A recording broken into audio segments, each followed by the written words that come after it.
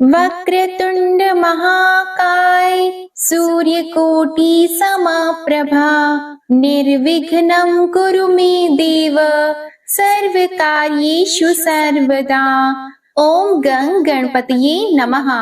मैं हूँ वामिका और आप सभी का हमारे चैनल आध्यात्मिक सागर में बहुत बहुत स्वागत है। आप सभी का दिन शुभ हो, मंगलमय हो और भगवान गणपति जी की कृपा आप पर सदा बनी रहे। आप सभी को पौष मास के शुभारंभ की हार्दिक शुभकामनाएं। आज आप सुनेंगे पौष मास की कथा। तो जिस तरह आपने मार्गशीर्ष और अन्य मास की कथाओं को बड़ी ही श्रद्धा भाव से सुना, अपना सहयोग बनाए रखा, उसी तरह पौष मास महात्म्य की कथाओं को भी श्रद्धा भाव से सुनिएगा। आइए शुभारंभ करते हैं पौष मास महात्म्य की कथा की पहले अध्याय से।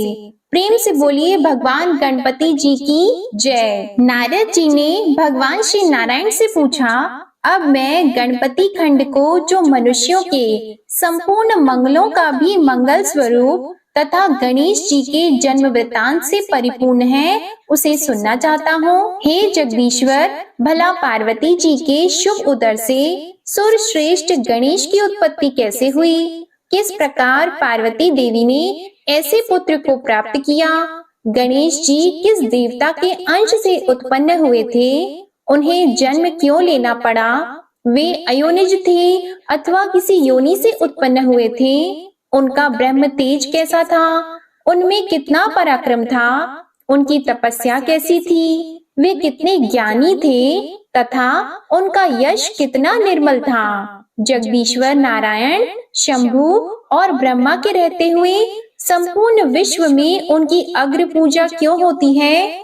वे हाथी के मुख वाले, एक दंत तथा विशाल तोंद वाले कैसे हो गए? हे महाभाग, आप उस परम मनोहर तथा अत्यंत विस्तृत चरित्र को पूर्ण रूप से वर्णन कीजिए, क्योंकि उसे सुनने के लिए मुझे परम कौतूहल हो रहा है। श्री नारायण ने कहा, नारद, मैं उस परम अद्भुत रहस्य का वर्णन करता हूँ, सुनो। वह पाप संताप का हरण करने वाला, संपूर्ण विघ्नों का विनाशक, समस्त मंगलों का दाता, सार रूप, निखिल श्रुतियों के लिए मनोहर सुखप्रद, मोक्ष का बीज तथा पापों का मूलोच्छेद करने वाला है। दैत्यों द्वारा पीड़ित हुए देवताओं की तेजो राशि से उत्पन्न हुई देवी ने दैत्य समुदाय का संहार कर डाला।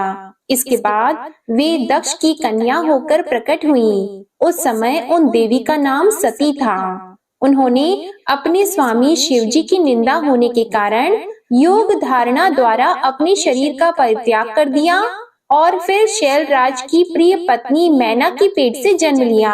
पर्वतराज ने उन पार्वती जी का विवाह शंकर जी के साथ कर दिया।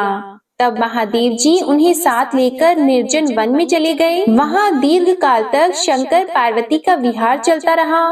जब देवताओं ने आकर विहार से विरत होने के लिए उनसे प्रार्थना की, तब भगवान शंकर विरत हो गए। उस समय महादेव जी का शुक्र भूमि पर गिर पड़ा, जिससे स्कंद कार्तिकेय उत्पन्न हुए। तब पार्वती जी ने श्री शंकर जी से एक श्रेष्ठ पुत्र के लिए प्रार्थना की। इस पर महादेव जी ने कहा, हे पार्वती, मैं एक उपाय बताता हूँ, सुनो। उससे तुम्हारा परम कल्याण होगा, क्योंकि त्रिलोकी में उपाय करने से कार्य सिद्धि होती ही है। मैं तुमसे जिस उपाय का वर्णन करूँगा वह संपूर्ण अभीष्ट सिद्धि का बीज रूप, परम मंगलदायक तथा मन को हर्ष प्रदान करने वाला है। वरानने, तुम श्री हरि की आराधना करके व्रत आरंभ करो। 1 वर्ष तक इसका अनुष्ठान करना होगा। इस व्रत का नाम है पुण्यक। यह महाकठोर बीज कल्पतरु के समान अभीष्ट सिद्ध करने वाला, उत्कृष्ट, सुखदायक, पुण्यदाता, सार रूप, पुत्रप्रद और समस्त संपत्तियों को देने वाला है। प्रिय, जैसे नदियों में गंगा, देवताओं में श्री हरि, वैष्णवों में मैं शिव, देवियों में तुम, वर्णों में ब्राह्मण, तीर्थों में पुष्कर, पुष्पों में पारिजात, पत्रों में तुलसी दल, पुण्य प्रदान करने वालों में एकादशी तिथि, वारों में पुण्यप्रद रविवार, मासों में मार्गशीर्ष, ऋतुओं में वसंत, वत्सरों में संवत्सर, युगों में कृत युग, पूजनियों में विद्या पढ़ाने वाले गुरु, गुरुजनों में माता, आप्तजनों में साध्वी पत्नी, विश्वस्तों में मन, धनों में रत्न, प्रियजनों में पति, बंधुजनों में पुत्र, वृक्षों में कल्पतरु, फलों में आम का फल, वर्षों में भारतवर्ष, वनों में वृंदावन, स्त्रियों में शतरूपा, पुरियों में काशी, तेजस्वियों में सूर्य, दैत्यों में बलि, साधुओं में प्रहलाद, दानियों में दधीची, अस्त्रों में ब्रह्मास्त्र, चक्रों में सुदर्शन चक्र, मनुष्यों में राजा रामचंद्र और धनुर्धारियों में लक्ष्मण श्रेष्ठ हैं, तथा जैसे श्री कृष्ण सर्वाधार, समस्त जीवों द्वारा सेवनीय, सबके बीज स्वरूप, सर्व अभीष्ट प्रदाता और संपूर्ण वस्तुओं के सारूप हैं, उसी प्रकार यह पुण्यक व्रत संपूर्ण व्रतों में श्रेष्ठ है। इसलिए महाभागे तुम इस व्रत का अनुष्ठान करो, यह तीनों लोकों में दुर्लभ है। इस व्रत के पालन से ही तुम्हें संपूर्ण वस्तुओं का सार रूप पुत्र प्राप्त होगा। इस व्रत के द्वारा संपूर्ण प्राणियों के मनोरथ सिद्ध करने वाले श्री कृष्ण की आराधना की जाती है, जिनके सेवन से मनुष्य अपने करोड़ों पितरों के साथ मुक्त हो जाता है। जो मनुष्य विष्णु मंत्र ग्रहण करके श्री हरि की सेवा करता है, वह भारतवर्ष में अपने जन्म धारण को सफल कर लेता है। वह अपने पूर्वजों का उद्धार करके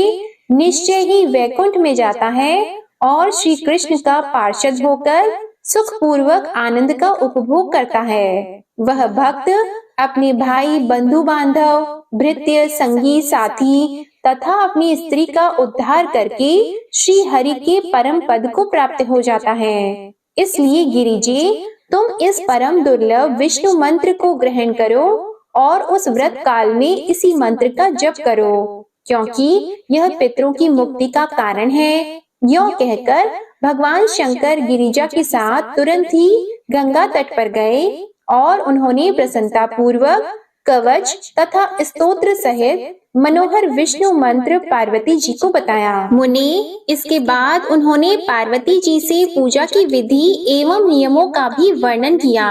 श्री नारायण जी कहते हैं, नारद, पुण्यक व्रत का विधान सुनकर पार्वती का मन प्रसन्न हो गया। इसके बाद उन्होंने व्रत की संपूर्ण विधि के विषय में प्रश्न करना आरंभ किया। पार्वती बोली, नाथ, आप वेद वेत्ताओं में श्रेष्ठ, करुणा के सागर तथा परात्पर हैं। दीन बंधु, इस व्रत का सारा विधान मुझे बताइए। प्रभु, कौन कौन से द्रव्य और फल इस व्रत में उपयोगी होते हैं? इसका समय क्या है? किस नियम का पालन करना पड़ता है? इसमें आहार का क्या विधान है और इसका क्या फल होता है? यह सब मुझ विनम्र सेविका से वर्णन कीजिए। साथ ही एक उत्तम पुरोहित, पुष्प एकत्रित करने के लिए ब्राह्मण और सामग्री जुटाने के लिए भृत्यों को भी नियुक्त कर दीजिए। इनके अतिरिक्त और भी जो व्रत उपयोगी वस्तुएं हैं, जिन्हें मैं नहीं जानती हूँ, वह सब भी एकत्र करा दीजिए, क्योंकि स्त्रियों के लिए स्वामी ही सब कुछ प्रदान करने वाला होता है। स्त्रियों की 3 अवस्थाएं होती हैं, कौमार, युवा और वृद्ध। कौमार अवस्था में पिता, युवावस्था में पति और वृद्धावस्था में पुत्र सब तरह से पालन करने वाले होते हैं। तब श्री महादेव जी ने कहा, देवी, मैं इस व्रत की विधि, नियम, फल और व्रत उपयोगी द्रव्यों तथा फलों का वर्णन करता हूँ, सुनो। इस व्रत के हेतु मैं फल पुष्प लाने के लिए 100 शुद्ध ब्राह्मणों को, सामग्री जुटाने के निमित्त 100 भृत्यों और बहुसंख्यक दासियों को तथा पुरोहित के स्थान पर सनत कुमार को, जो संपूर्ण व्रतों की विधि के ज्ञाता, वेद वेदांत के पारंगत विद्वान, हरि भक्तों में सर्वश्रेष्ठ, सर्वज्ञ, उत्तम ज्ञानी और मेरे ही समान है, इन्हें नियुक्त करता हूँ। तुम इन्हें ग्रहण करो। देवी, शुद्ध समय आने पर परम नियम पूर्वक व्रत का अनुष्ठान करना चाहिए। प्रिय, माघ मास की शुक्ल पक्ष की त्रयोदशी तिथि के दिन इस व्रत का आरंभ शुभ होता है। उत्तम व्रती को चाहिए कि वह व्रत आरंभ के पूर्व दिन उपवास करे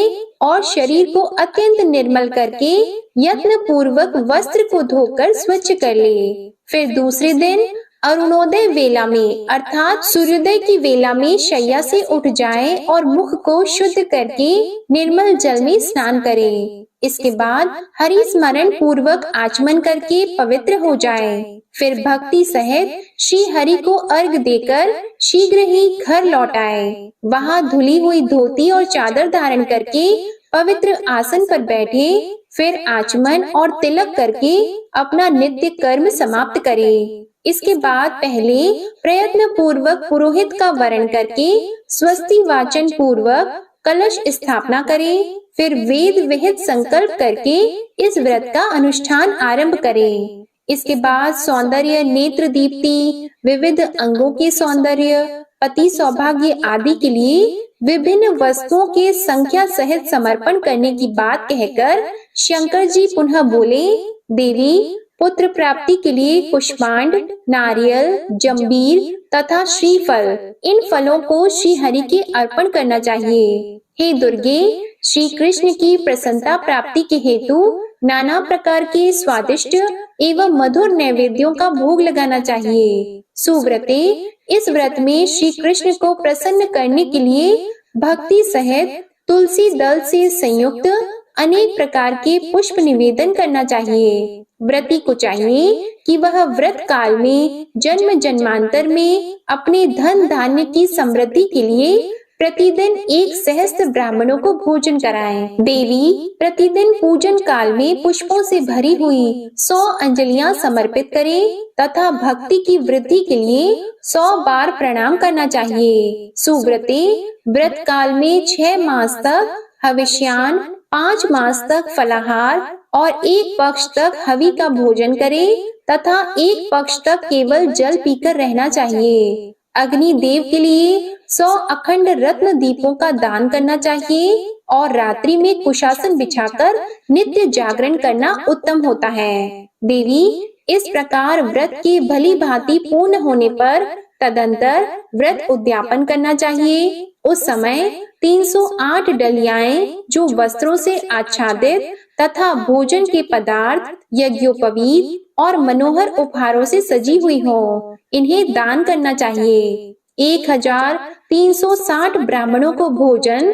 तथा 1360 तिल की आहुतियां देने का विधान है। फिर व्रत समाप्त हो जाने पर विधि पूर्वक 1360 स्वर्ण मुद्राओं की दक्षिणा देनी चाहिए और इसके अतिरिक्त व्रत समाप्ति के दिन दूसरी दक्षिणा भी बताऊंगा। देवी, इस व्रत का फल यही है कि श्री हरि में भक्ति दृढ़ हो जाती है। श्री हरि के समान 3 भुवनों में विख्यात पुत्र उत्पन्न होता है और सौंदर्य, पति सौभाग्य, ऐश्वर्य और अतुल धन की प्राप्ति होती है। हे महेश्वरी, यह व्रत प्रत्येक जन्म में समस्त वांछित सिद्धियों का बीज है, जिसका मैंने इस प्रकार वर्णन किया है। अतः देवी, तुम भी इस व्रत का अनुष्ठान करो। साध्वी, तुम्हें पुत्र उत्पन्न होगा। यो कहकर शंकर जी मौन हो गए। इसके आगे का वृतांत आप अगले अध्याय में सुनिएगा। अब आपको सुनाते हैं श्रीमद् भगवद गीता का महात्म्य 1 और अध्याय 1।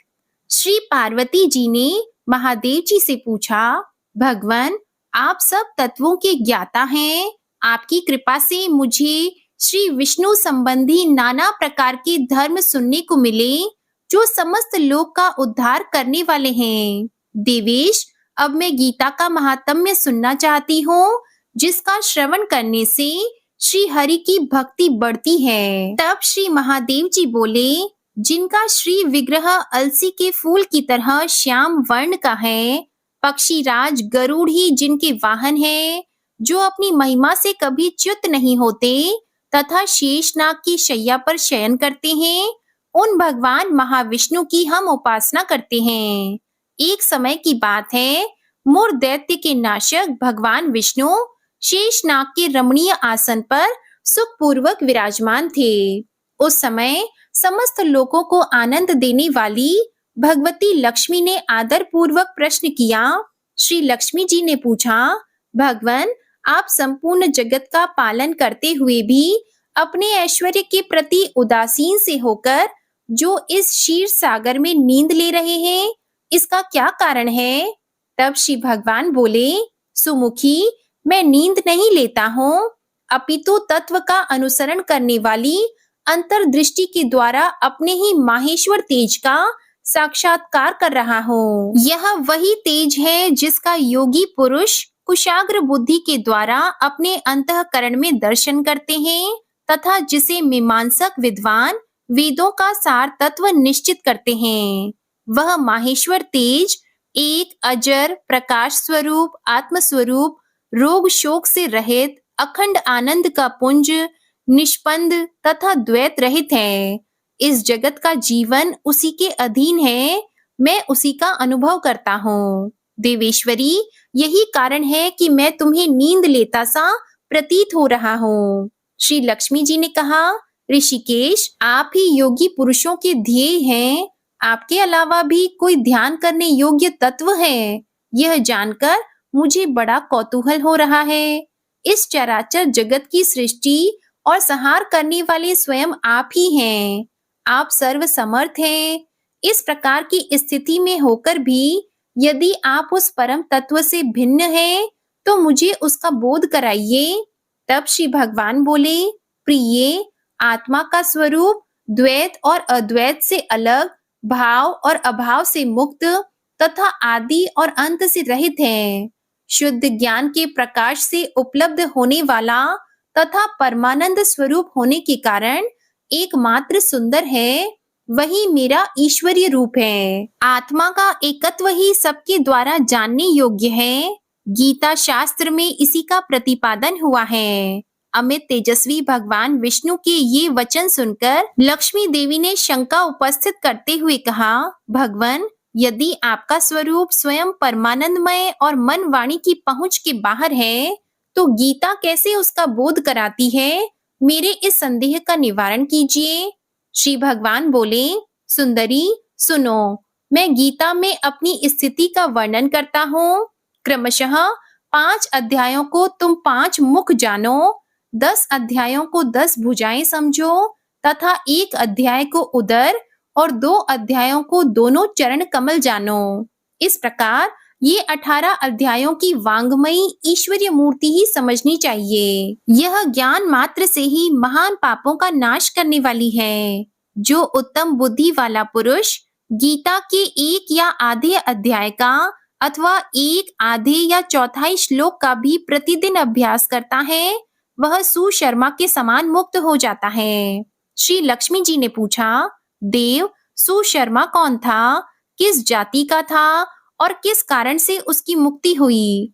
तब श्री भगवान बोले, प्रिय, सुशर्मा बड़ी खोटी बुद्धि का मनुष्य था।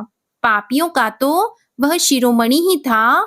उसका जन्म वैदिक ज्ञान से शून्य और क्रूरतापूर्ण कर्म करने वाले ब्राह्मणों के कुल में हुआ था।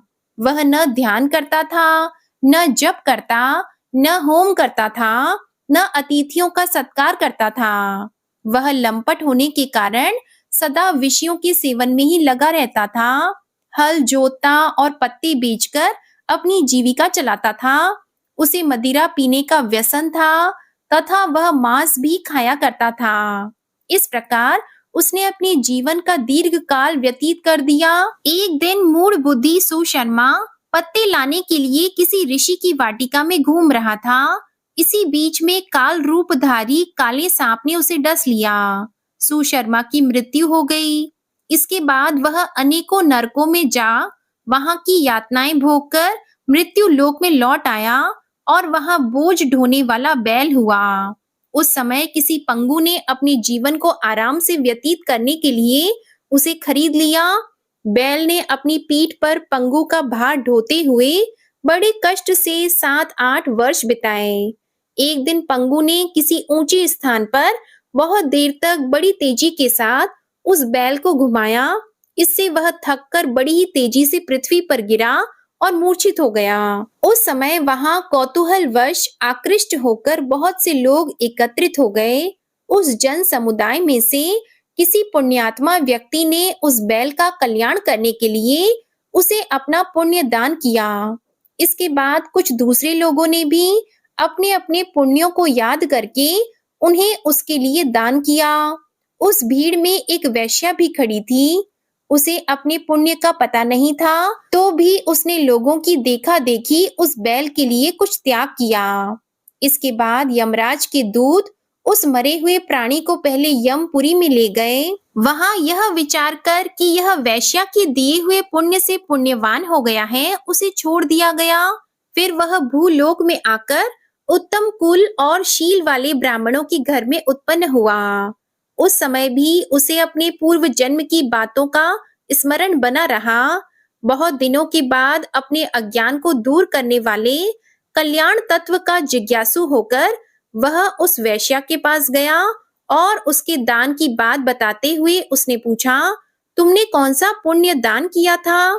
तब वैश्या ने उत्तर दिया, वह पिंजरे में बैठा हुआ तोता हर दिन कुछ पढ़ता है, उससे मेरा अंतःकरण पवित्र हो गया है, उसी का पुण्य मैंने तुम्हारे लिए दान किया था। इसके बाद उन दोनों ने तोते से पूछा। तब उस तोते ने अपने पूर्व जन्म का स्मरण करके प्राचीन इतिहास कहना आरंभ किया। शुक बोला, पूर्व जन्म में मैं विद्वान होकर भी विद्वता के अभिमान से मोहित रहता था। मेरा राग द्वेष इतना बढ़ गया था कि मैं गुणवान विद्वानों के प्रति भी ईर्ष्या भाव रखने लगा। फिर समय अनुसार मेरी मृत्यु हो गई और मैं अनेकों घृणित लोकों में भटकता फिरा। उसके बाद इस लोक में आया। सद्गुरु की अत्यंत निंदा करने के कारण तोते के कुल में मेरा जन्म हुआ। पापी होने के कारण छोटी अवस्था में ही मेरा माता पिता से वियोग हो गया। एक दिन मैं ग्रीष्म ऋतु में तपे मार्ग पर पड़ा था। वहां से कुछ श्रेष्ठ मुनि मुझे उठा लाए और महात्माओं के आश्रय में आश्रम के भीतर एक पिंजरे में उन्होंने मुझे डाल दिया। वहीं मुझे पढ़ाया गया। ऋषियों के बालक बड़े आदर के साथ गीता के प्रथम अध्याय की आवृत्ति करते थे। उन्हीं से सुनकर मैं भी बारंबार पाठ करने लगा। इसी बीच में एक चोरी करने वाले बहेलिये ने मुझे वहां से चुरा लिया। इसके बाद इन देवी ने मुझे खरीद लिया। पूर्व काल में मैंने इस प्रथम अध्याय का अभ्यास किया था, जिससे मैंने अपने पापों को दूर किया है। फिर उसी से इस वैश्या का भी अंतःकरण शुद्ध हुआ है और उसी के पुण्य से ये द्विज श्रेष्ठ सुशर्मा भी पाप मुक्त हुए हैं। इस प्रकार परस्पर वार्तालाप और गीता के प्रथम अध्याय के महात्म्य की प्रशंसा करके वे तीनों निरंतर अपने अपने घर पर गीता का अभ्यास करने लगे और फिर ज्ञान प्राप्त करके वे मुक्त हो गए। इसलिए जो गीता के पहले अध्याय को पढ़ता, सुनता या अभ्यास करता है, उसे इस भव सागर को पार करने में कोई भी कठिनाई नहीं होती। प्रिय श्रोताओं, अब आप सुनिए गीता का पहला अध्याय। जब कौरव और पांडव महाभारत के युद्ध को चले, तो राजा धृतराष्ट्र ने कहा कि मैं भी युद्ध देखने के लिए चलूंगा। तब श्री व्यास जी ने कहा कि हे राजेंद्र, नेत्र के बिना क्या देखोगे? तो राजा धृतराष्ट्र ने कहा कि प्रभु जी, देखूंगा नहीं तो सुन तो सकूंगा। तो व्यास जी कहने लगे कि हे राजन, तुम्हारा सारथी संजय है, जो कुछ महाभारत के युद्ध की लीला कुरुक्षेत्र में होगी वह यहाँ बैठे ही तुम्हें सुनाएगा। तो व्यास जी के मुख से ये वचन सुनकर संजय ने विनती की कि हे प्रभु, यहाँ हस्तिनापुर में बैठे कुरुक्षेत्र की लीला को मैं कैसे जान सकूंगा और राजा को कैसे बताऊंगा? तब व्यास जी ने प्रसन्न होकर कहा कि संजय, मैंने तुम्हें यह वचन दिया है कि तुम्हें मेरी कृपा से यहाँ बैठे बैठे सब कुछ दिखाई देगा। तो व्यास जी के इतना कहते ही संजय की दृष्टि और बुद्धि दिव्य हो गई। अब जानिए कि महाभारत में क्या हुआ। 7 अक्षौहिणी सेना पांडवों की और 11 अक्षौहिणी सेना कौरवों की, ये दोनों सेना कुरुक्षेत्र में जाकर इकट्ठी हो गई।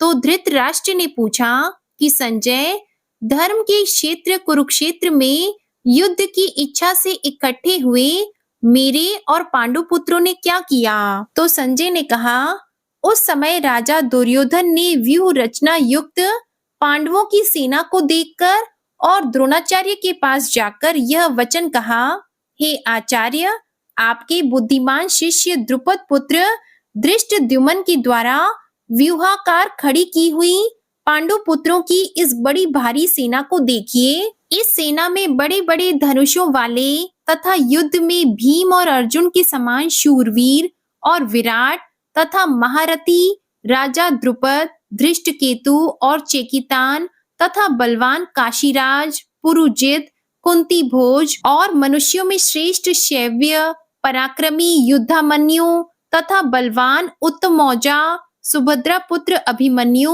और द्रौपदी के पांचों पुत्र, ये सभी महारथी हैं। हे ब्राह्मण श्रेष्ठ, अपने पक्ष में भी जो प्रधान हैं, उनको आप समझ लीजिए। आपकी जानकारी के लिए मेरी सेना के जो सेनापति हैं, उनको बताता हूँ।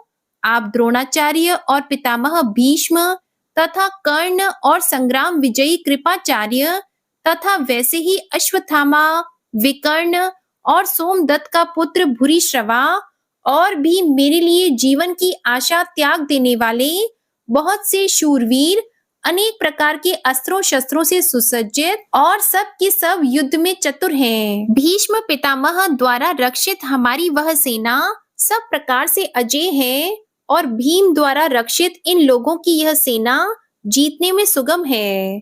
इसलिए सब मोर्चों पर अपनी अपनी जगह स्थित रहते हुए आप लोग सभी निसंदेह भीष्म पितामह की ही सब ओर से रक्षा करें। कौरवों में वृद्ध बड़े प्रतापी पितामह भीष्म ने उस दुर्योधन के हृदय में हर्ष उत्पन्न करते हुए उच्च स्वर से सिंह की दहाड़ के समान गरज कर शंख बजाया। इसके बाद शंख और नगाड़े तथा ढोल, मृदंग और नरसिंगे आदि बाजे एक साथ ही बज उठे। उनका वह शब्द बड़ा भयंकर हुआ। इसके अनंतर सफेद घोड़ों से युक्त उत्तम रथ में बैठे हुए श्री कृष्ण महाराज और अर्जुन ने भी अलौकिक शंख बजाए। श्री कृष्ण महाराज ने पांचजन्य नामक, अर्जुन ने देवदत्त नामक और भयानक कर्म वाले भीमसेन ने पौंड्र नामक महाशंख बजाया।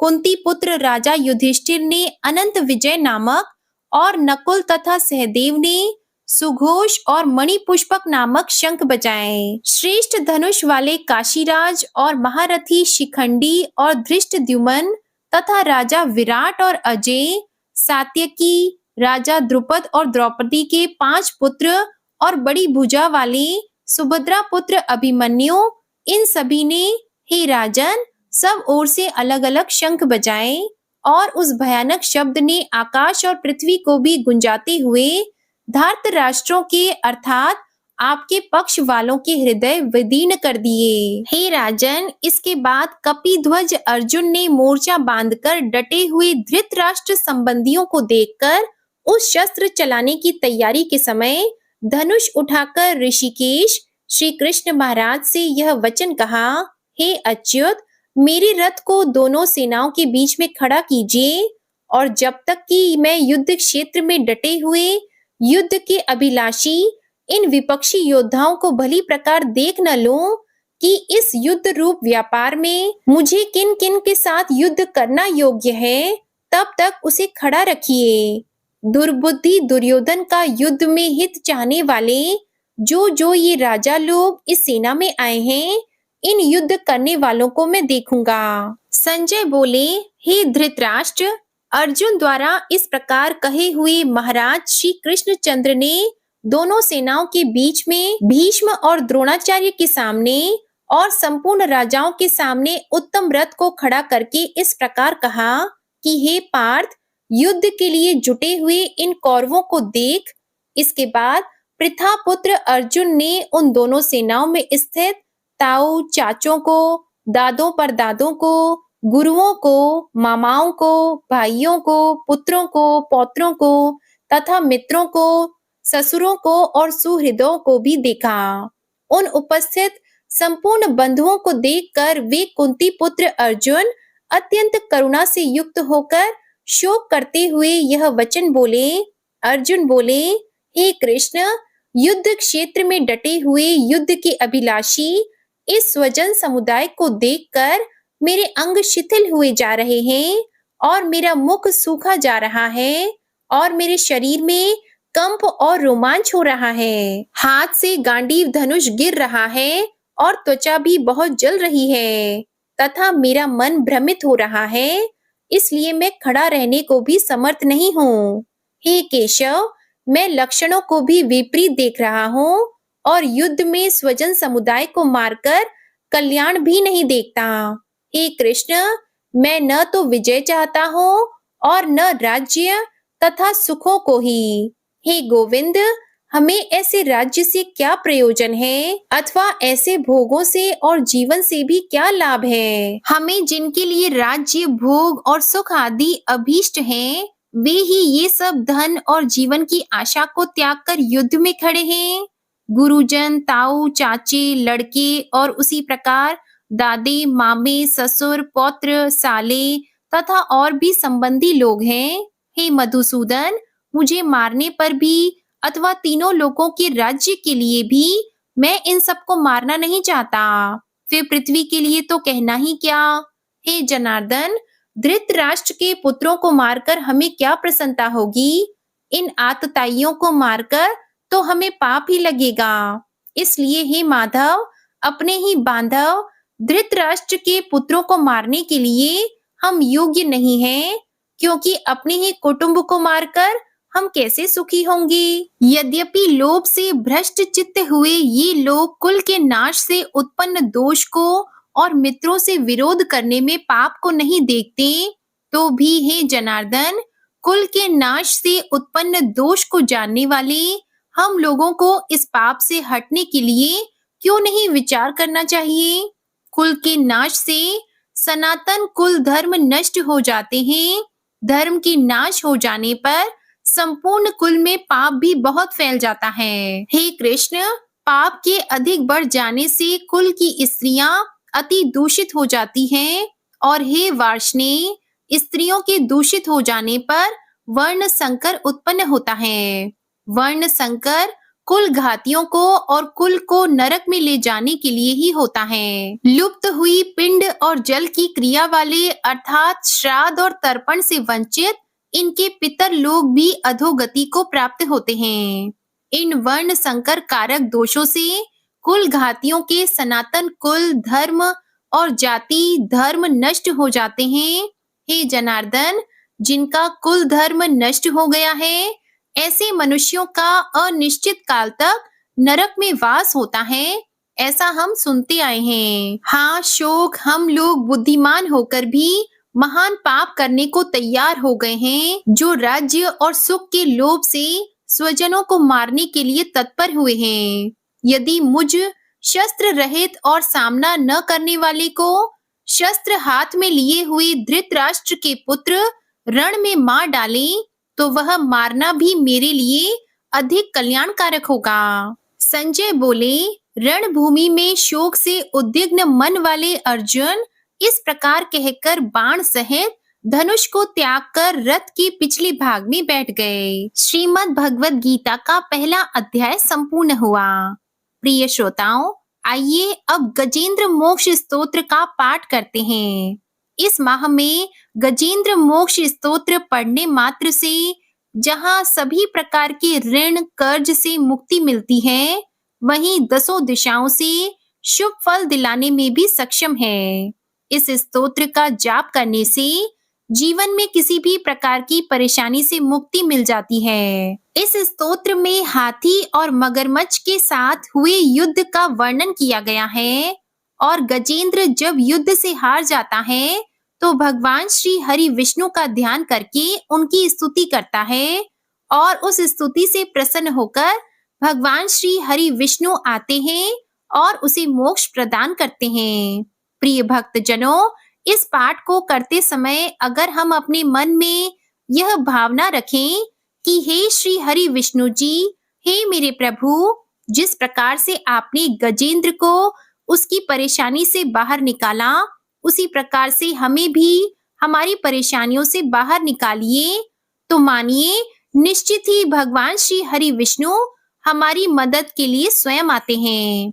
तो आइए बड़ी ही भक्ति और सच्ची भावना से भगवान श्री हरि विष्णु का ध्यान करके इस परम कल्याण स्तोत्र का पाठ करते हैं। शुक जी ने कहा कि बुद्धि के अनुसार पिछले अध्याय में वर्णन किए गए रीति से अपने मन को नियंत्रित कर और हृदय को स्थिर करके गजेंद्र अपने पिछले जन्म में याद किए गए सर्वोच्च कार्य और बार बार जाप किए जाने वाले स्तोत्र का जाप करने लगा।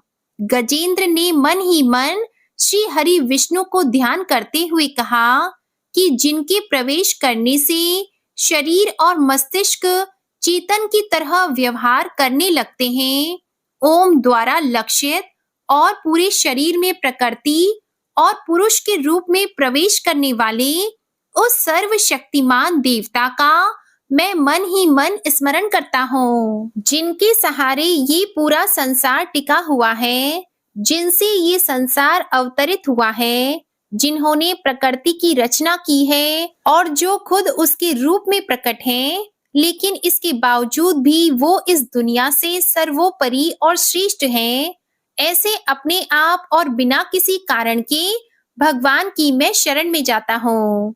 अपने संकल्प शक्ति के बल पर अपने ही स्वरूप में रचित और सृष्टि काल में प्रकट एवं प्रलय में अप्रकट रहने वाले इस शास्त्र प्रसिद्धि प्राप्त कार्य कारण रूपी संसार को जो बिना कुंठित दृष्टि के साक्ष्य रूप में देखते रहने पर भी लिप्त नहीं होते, चक्षु आदि प्रकाशकों के परम प्रकाशक प्रभु आप मेरी रक्षा करें। बीतते गए समय के साथ तीनों लोकों और ब्रह्म आदि लोकपालों के पंचभूत में प्रवेश कर जाने पर और पंचभूतों से लेकर महत्वपूर्ण सभी कार्यों के उनकी परम करुणा स्वरूप प्रकृति में मग्न हो जाने पर उस समय दुर्गे और घोर अंधकार रूपेण प्रकृति से ही बच रही थी।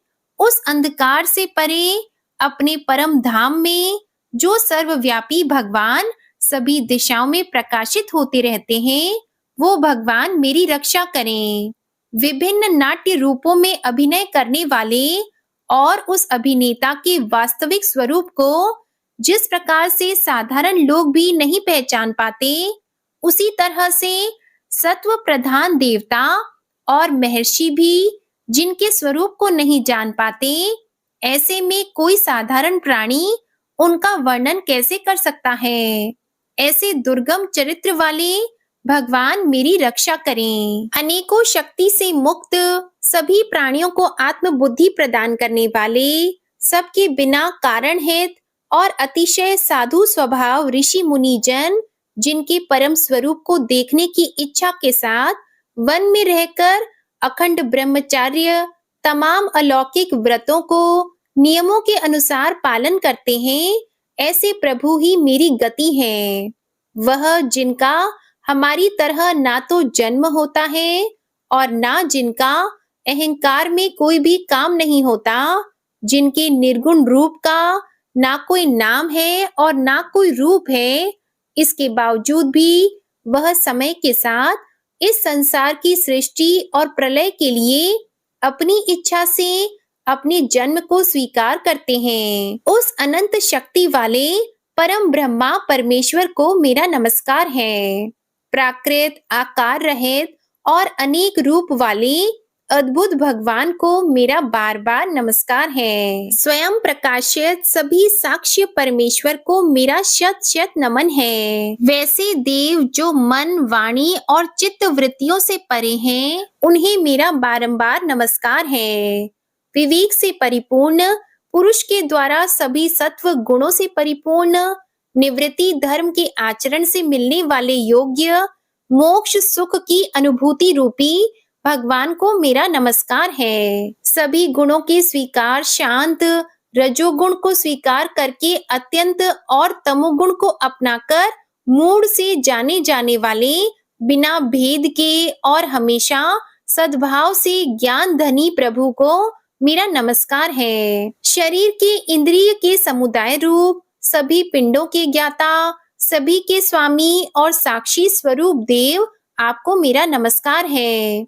सभी के अंतर्यामी प्रकृति के परम कारण लेकिन स्वयं बिना कारण भगवान को मेरा शत शत नमस्कार है।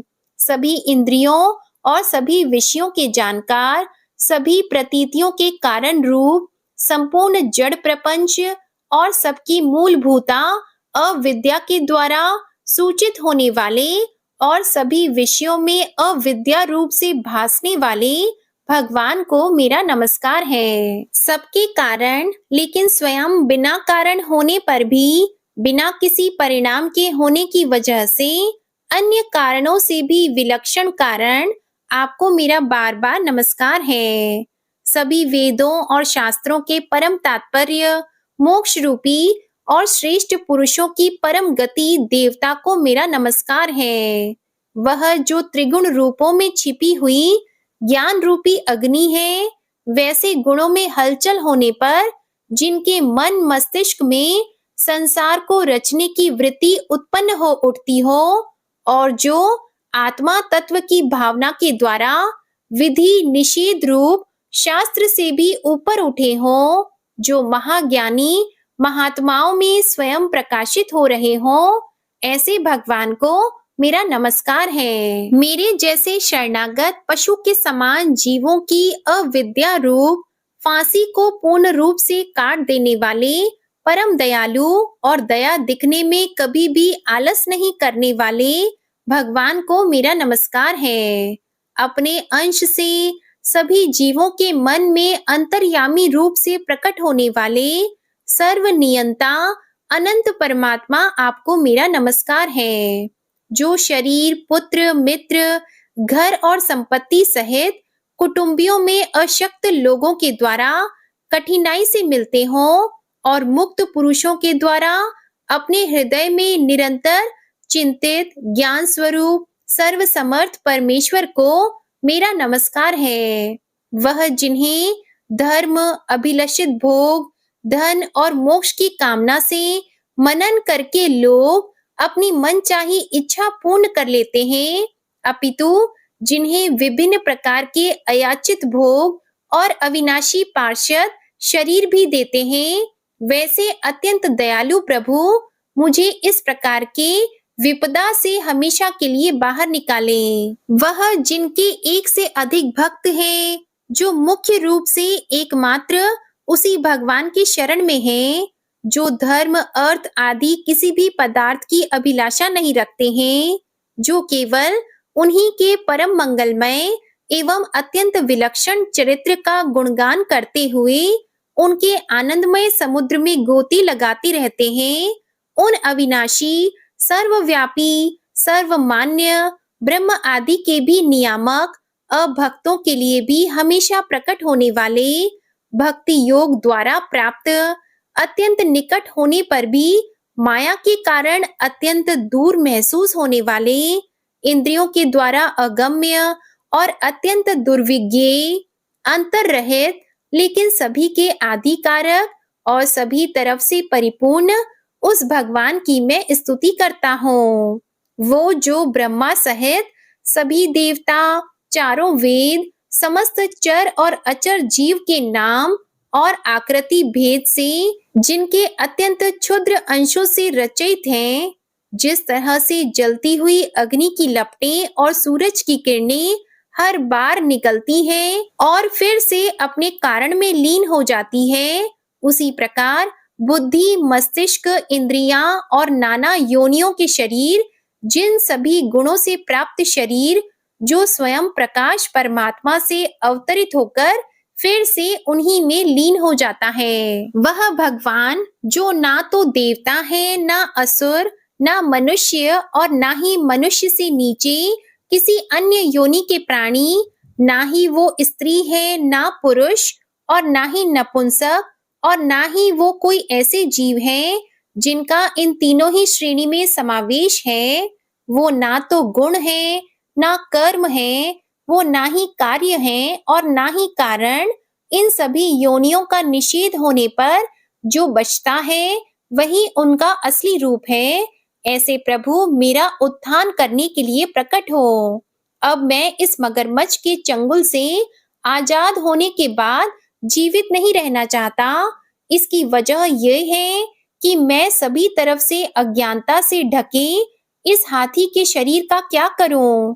मैं आत्मा के प्रकाश से ढक देने वाले अज्ञानता से युक्त इस हाथी के शरीर से मुक्त होना चाहता हूँ, जिसका काल क्रम से अपने नाश नहीं होता, बल्कि ईश्वर की दया और ज्ञान से उदय हो पाता है। इस प्रकार से मोक्ष के लिए लालायित संसार के रचयिता स्वयं संसार के रूप में प्रकट, लेकिन संसार से परे, संसार में एक खिलौने की तरह खेलने वाले, संसार में आत्म रूप से व्याप्त, अजन्मा, सर्वव्यापी एवं प्राप्य वस्तुओं में सर्वश्रेष्ठ श्री हरि का केवल स्मरण करता हूँ और उनकी शरण में जाता हूँ। वह जिन्होंने भगवत शक्ति रूपी योग के द्वारा कर्मों को जला डाला है, जिन्हें समस्त योगी ऋषि अपने योग के द्वारा अपनी शुद्ध हृदय में प्रकट देखते हैं, उन योगेश्वर भगवान को मेरा नमस्कार है। वह जिनके तिगुणे शक्तियों का राग, रूप, वेग और असहाय है, जो सभी इंद्रियों के विषय रूप में मौजूद हैं, वह जिनकी इंद्रियां समस्त विषयों में ही बसी रहती हैं, ऐसे लोग जिनको मार्ग मिलना भी असंभव नहीं है, वैसे शरणागत एवं अपार शक्तिशाली वाले भगवान आपको मेरा नमस्कार है। वह जिनकी अविद्या नाम के शक्ति के कार्य रूप से ढके हुए हैं, वह जिनकी रूप को जीव समझ नहीं पाते, ऐसे अपार महिमा वाले भगवान की मैं शरण लेता हूँ। श्री शुकदेव जी कहते हैं कि वह जिसने पूर्व प्रकार से भगवान के भेद रहित सभी निराकार रूप का वर्णन किया था, उस गजराज के करीब जब ब्रह्मा जी साथ में अन्य कोई देवता नहीं आए, जो अपने विभिन्न प्रकार के विशेष विग्रह को ही